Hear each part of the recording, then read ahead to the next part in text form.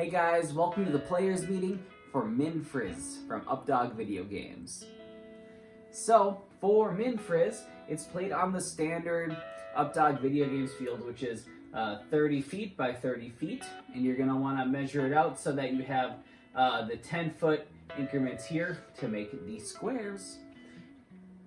You're also, for this game, going to need 2 jumps, preferably agility jumps. We use like the clip and go agility jumps at our house, but this could also be a fun experiment to make some PVC jumps at home. Agility jumps might seem like they're just for agility, but they're actually a tool that many disc dog players use to help teach things like collection, help teach a lot of different types of freestyle moves with.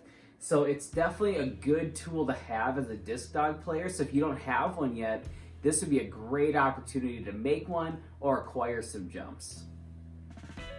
You can also use things like cavalettis. We're not going to be too strict on your jump heights and stuff, but to keep it safe, it needs to be a jump type object, like a cavaletti, jumps, something along those lines.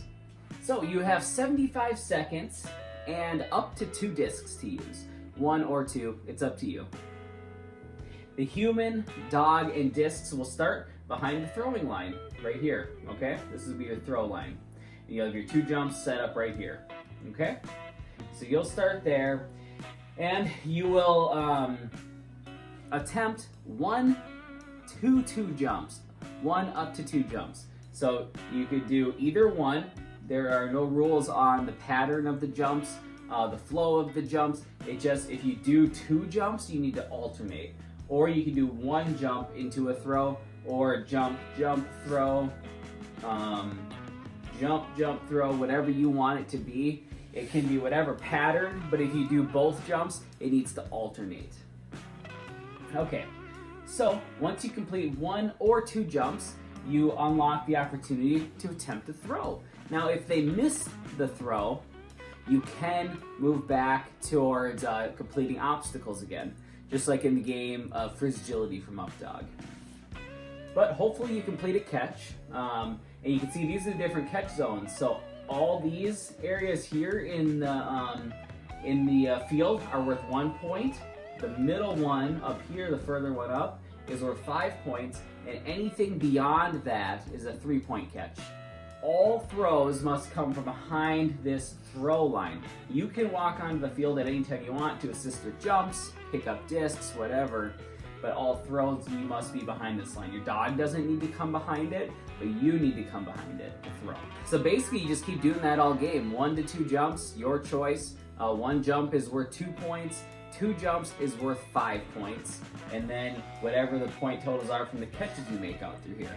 At the end of the game, if you, your dog, and at least one of the discs are in the sweet spot, this square right here, this is the middle square of the field, at the tee and time, you get 5 extra points for the round. Now, for the crazy people out there, we have a thing called cheat codes for this game. We have 2 different types. We have the jumper's cheat and the thrower's cheat. Cheat codes must be completed in the final 30 seconds of the game. So it's going to be kind of like your finale of the game if you decide to do a cheat code. You do not need to do a cheat code. It is up to you if you want to do a cheat code, and up to your strategy. For the jumper's cheat and the thrower's cheat, it has to be in the final 30 seconds of the round, and you need to wave a disc above your head before you start the cheat code. That is how you that's how you tell the judges and unlock the opportunity to begin a cheat code sequence. Now, cheat codes, the beginning portion of these needs to be completed perfectly in order to unlock the 15-point throw that comes at the end of it, okay? Throw opportunity. So, for the jumper's cheat, the player will, signal above their head, and then they will send their dog for 4 jumps, okay? So you, your dog, and a disc will be behind the throw line, and you will signal a wave above the head, and then you will start your jumping sequence where you do 4 jumps. and they must alternate between the two. So jump, jump, jump, jump. Whatever pattern you want it to be, just needs to alternate. And once you get that, that'll be 10 points added onto your score.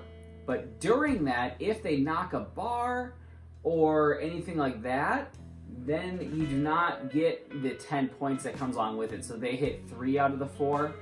You don't get the points for that, for the cheat code. Okay, it's all or nothing for that, okay?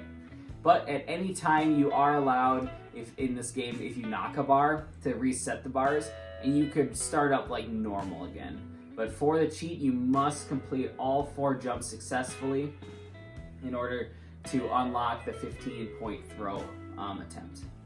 Once you complete all 4 jumps successfully, you may attempt to throw to this square, and if you get a catch in that square, it is then worth 15 points for that one throw.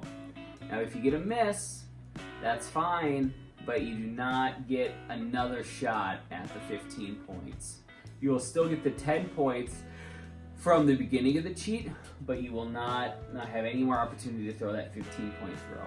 So that's the cheat code. If you still have time to,